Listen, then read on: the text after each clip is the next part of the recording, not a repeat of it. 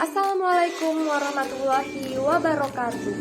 Perkenalkan, nama saya Niken Putri Asyaningrum dengan NIM 2111204007. Program studi Tadris Bahasa Inggris Angkatan 2021. Kali ini saya akan menjelaskan tentang filsafat. Sebelum kita mengetahui lebih lanjut tentang filsafat, kita harus mengetahui arti dan definisi dari filsafat. Pengertian filsafat dibagi menjadi dua, yaitu filsafat secara etimologi dan filsafat secara terminologi. 1. Filsafat secara etimologi yaitu filsafat dalam bahasa Arab adalah falsafah, yang dalam bahasa Inggris adalah filosofi, yang berasal dari bahasa Yunani filosofia.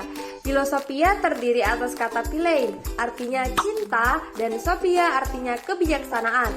Sehingga secara etimologi filsafat berarti cinta kebijaksanaan atau cinta kearifan.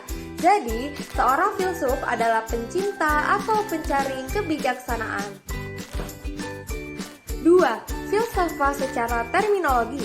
Secara terminologi, pengertian filsafat yang dirangkum dari pendapat beberapa ahli filsafat, yaitu filsafat adalah ilmu-ilmu pengetahuan yang menyelidiki segala sesuatu yang ada secara mendalam dengan mempergunakan akal sampai pada hakikatnya.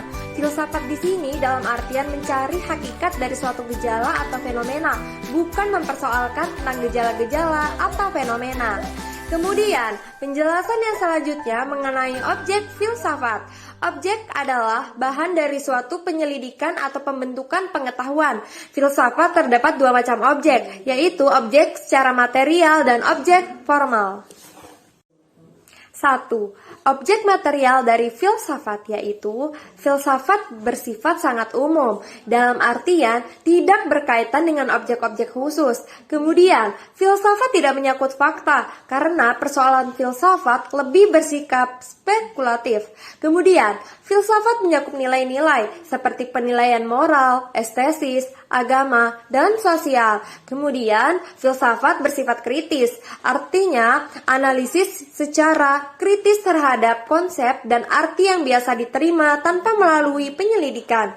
Kemudian, filsafat bersifat sinoptik, artinya filsafat mencakup struktur kenyataan secara keseluruhan. Dan yang terakhir, filsafat bersikap implikatif, yaitu persoalan baru yang muncul setelah persoalan filsafat dijawab. 2. Objek material dari filsafat adalah hakikat dan objek material yang ditemukan dari sudut pandang yang menyeluruh. Jadi, inilah yang membedakan filsafat dengan ilmu-ilmu lainnya, terletak pada objek material dan objek formal, yang jika pada filsafat, materinya tidak membatasi diri, sedangkan ilmu-ilmu yang lain membatasi diri. Pembahasan yang selanjutnya mengenai metode filsafat. Sebagaimana yang kita tahu, dalam menghadapi masalah, manusia berusaha menganalisa berdasarkan pengalaman dan pengetahuan.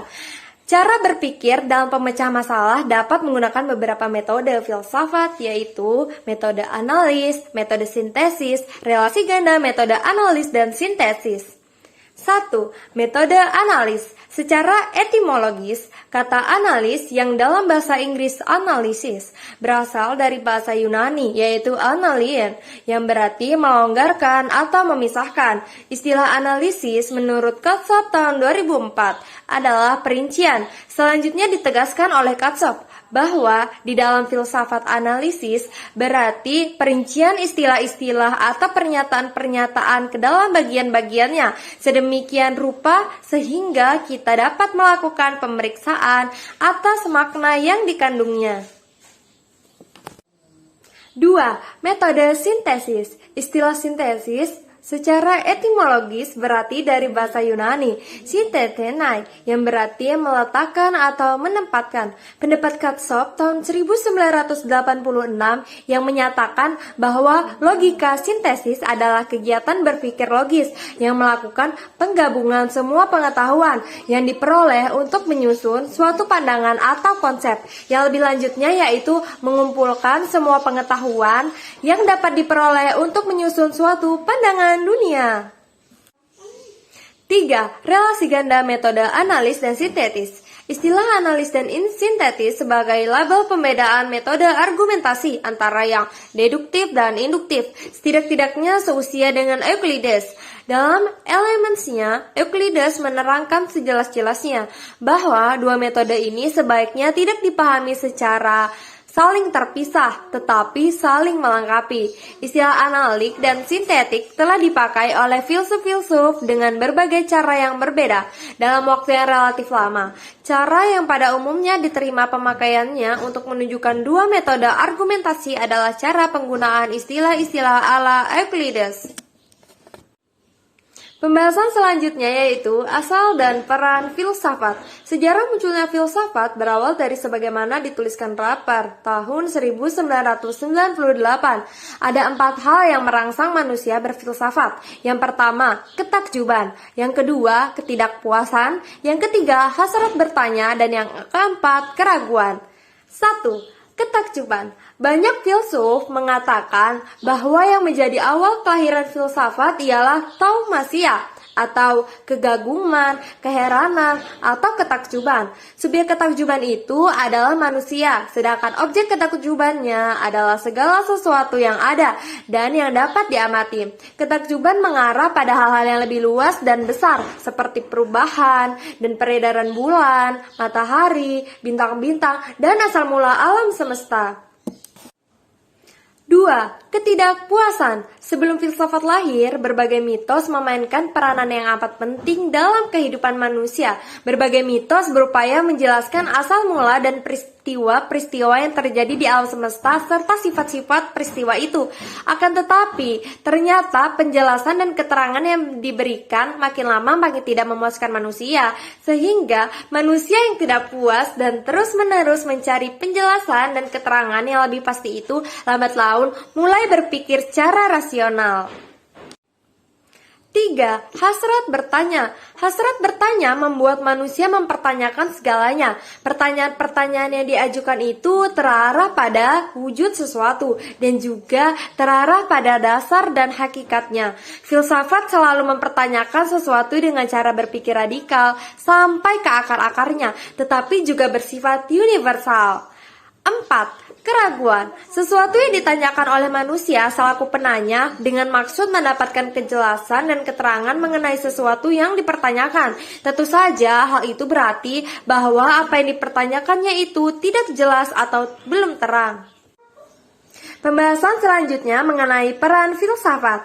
Filsafat telah memerankan 3 peranan utama dalam sejarah pemikiran manusia, yaitu sebagai pendobrak, pembebas, dan pembimbing. 1. Pendobrak. Kehadiran filsafat telah mendobrak pintu-pintu dan tembok-tembok tradisi yang begitu sakral dan selama itu tak boleh diganggu-gugat seperti dongeng dan tahayul yang dianggap baginya yang hakiki yang diwariskan dari tradisi nenek moyang.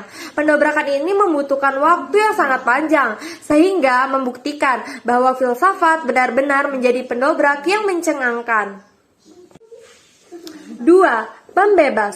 Filsafat membebaskan manusia dari segala jenis penjara yang hendak mempersempit ruang gerak akal budi manusia, seperti membebaskan manusia dari ketidaktahuan dan kebodohan, juga dari cara berpikir manusia yang mistis, mitis, tidak teratur, dan tidak jernih.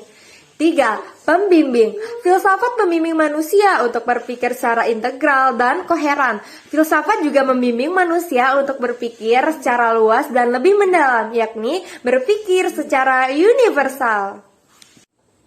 Pembahasan yang selanjutnya yaitu manfaat studi filsafat. Manfaat studi filsafat antara lain yaitu memperoleh pemahaman yang utuh dan lengkap tentang ilmu pengetahuan, serta dapat menemukan ciri-ciri hakiki tentang ilmu pengetahuan, memilih sikap dan tindakan yang bijaksana dalam ikut terlibat melakukan kegiatan ilmu pengetahuan untuk menghasilkan ilmu pengetahuan yang sebenarnya kita harapkan. Pembahasan yang selanjutnya mengenai cabang-cabang filsafat. 1. Filsafat tentang pengetahuan terdiri dari epistemologi, logika, dan kritik ilmu-ilmu.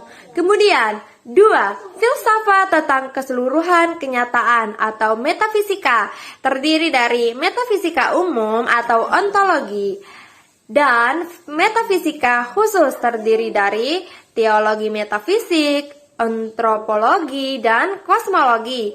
Yang ketiga, filsafat tentang tindakan terdiri dari etika dan estesi. Pembahasan yang selanjutnya mengenai kedudukan ilmu, agama, dan filsafat. Ada 3 hal yang menjadi alat bagi manusia untuk mencari kebenaran, yaitu filsafat, ilmu, dan agama. Secara umum, filsafat dianggap sesuatu yang sangat bebas karena ia berpikir tanpa batas.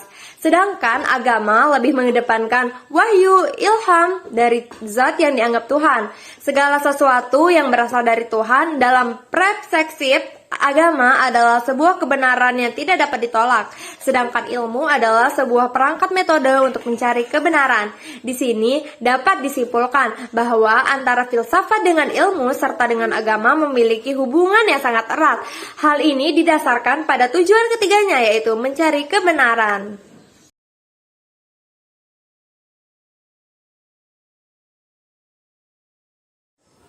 Nah, teman-teman, gimana penjelasan saya tadi? Semoga pembahasan saya bisa bermanfaat untuk teman-teman semua ya.